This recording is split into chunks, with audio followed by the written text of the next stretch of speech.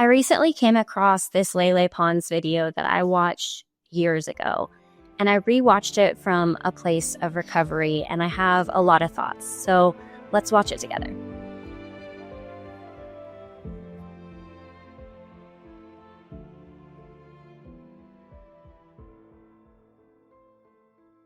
You got this. Hang in there. It's gonna go away, the feeling. I don't know who that girl is. Well, obviously it's me. It got really bad, and I don't want it to get like that anymore. No moving. Ah! Yeah. No. No. No. Let it go. I know. Don't. No. Don't. Let it go. Let it go. You could do it. Usually I don't prompt someone so many times. That's not a protocol. But at that moment, you need to do anything to get them to even start. Now what do you feel? It's mostly this. It's always this side. Lele was having such a hard time. It was engaging in everything that she felt like OCD was giving to her.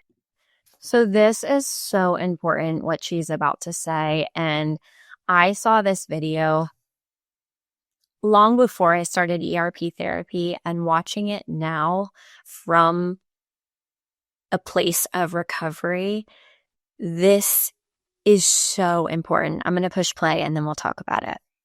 The feelings. She needed to get rid of the feelings, right? And our job in the therapy is the opposite, not to get rid of the feeling, to have that feeling, tolerate that feeling until that feeling becomes less and less and less.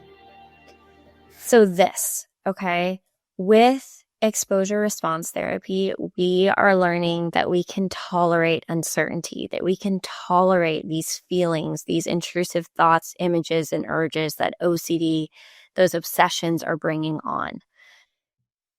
I had this aha moment. I read this article one time in the NOCD library section of our website where it talked about the fact that the obsession is not the issue. Our brain tries so hard to convince us that the intrusive thought, image, or urge is the issue. The reality is it isn't.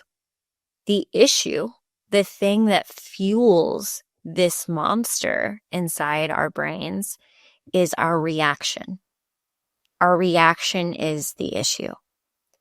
When we participate in a compulsion, we fuel the obsession. We fuel that intrusive thought, image, and urge. We give it power. We give it life.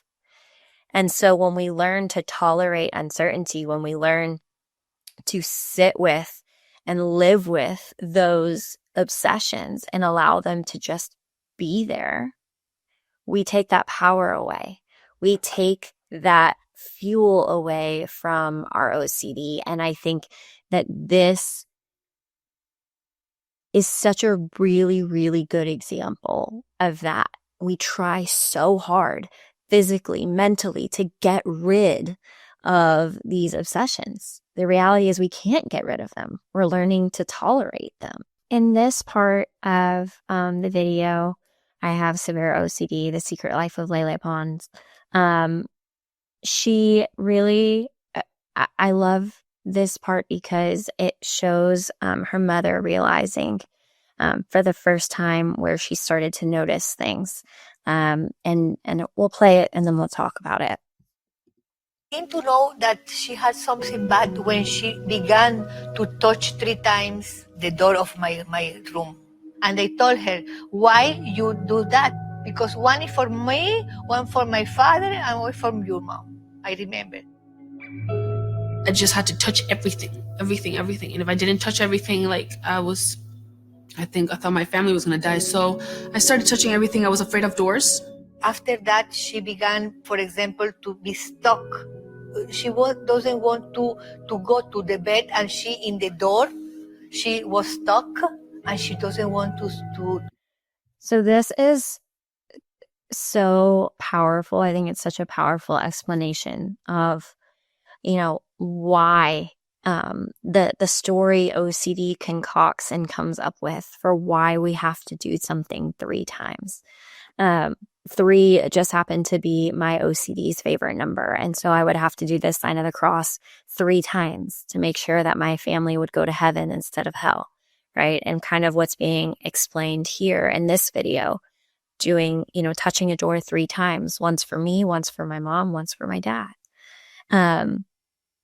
It's one of those things where logically we might know it doesn't make sense.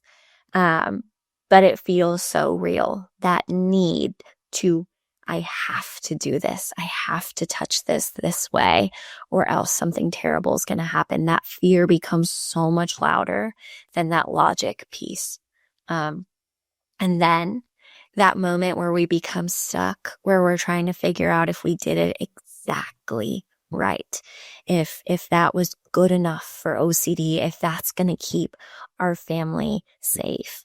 And what we learn through exposure response therapy is nothing is ever going to be good enough for OCD. One compulsion is never going to be enough, right? There's always going to be something else. And so when we're met with that, you need to do this. No, I'm going to sit with this. I'm going to tolerate this uncomfortable feeling. I'm not going to touch this door 3 times. Maybe I'm going to touch it once. Maybe I'm not going to touch it at all. Does that mean my family might die? Maybe, I don't know, but I'm going to have to sit with that. And that is so hard. Doing the opposite of what OCD is telling you have to do is one of the hardest things in the world. To walk. They tend to avoid almost all experience. They avoid their thoughts. They avoid anything that makes them feel uncomfortable. And as they avoid it, the more they have these experiences they don't want. And they create a vicious circle. They took me to Katia and she was like, she had severe OCD. Like the type that can like ruin your career. Because like many times if I didn't take medication, then I'm going to tell you right now, I wouldn't be where I am. Maybe imagine like on stage, I just get stuck. Imagine that. And then lastly, in this part, I think it's such an important reminder that OCD affects every aspect of life, that mental health is just as debilitating as physical health. It ends careers, marriages, relationships, friendships, lives. And so this debilitating disorder, just because you can't see it, doesn't make it any less real. And I think that understanding that, having that aha moment of, wow, this matters. Mental health matters. It has severe consequences. It is severely debilitating.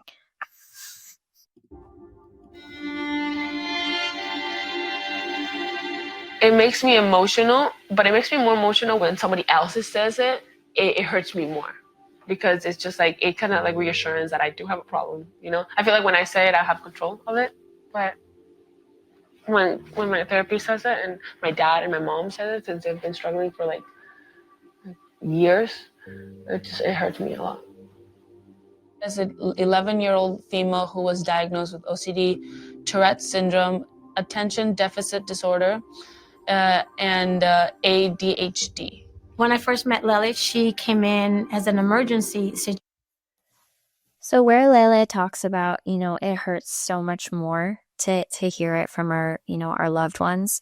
Again, I don't want to put words in her mouth, but for me, what I take from that in my own personal experience is the understanding that OCD is a family disorder, and I will die on that hill because yes, it affects me so very deeply, so very much, but it also affects the people around me as well.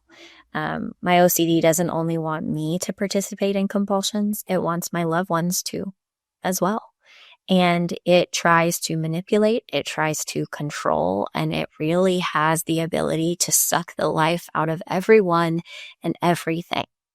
I remember watching this video before I went through exposure response therapy and watching it now. I mentioned this a little bit earlier, but watching it now from this place of recovery, seeing how deeply it affected Lele and seeing, her use her platform to be completely and utterly vulnerable, to explain this mental health disorder in a way that people have never seen before. And honestly, people had never, used their platform to explain before. And it was just such a gut-wrenching, bittersweet moment for me, because I had never seen somebody be so vulnerable and share something so vulnerable, and it mattered. It mattered to me. It made me feel seen. And it still makes me feel seen watching this back and knowing now that she is married and a mama and has an amazing career and has learned to let her values be louder than her fears. And I think learning to do that starts with breaking down the stigma and letting ourselves know and letting other people know that it's okay to not be okay. And mental health is not something to be ashamed of. And so I really appreciate Lele taking OCD and taking such a vulnerable experience and putting it out there for everyone to see and for everyone to understand.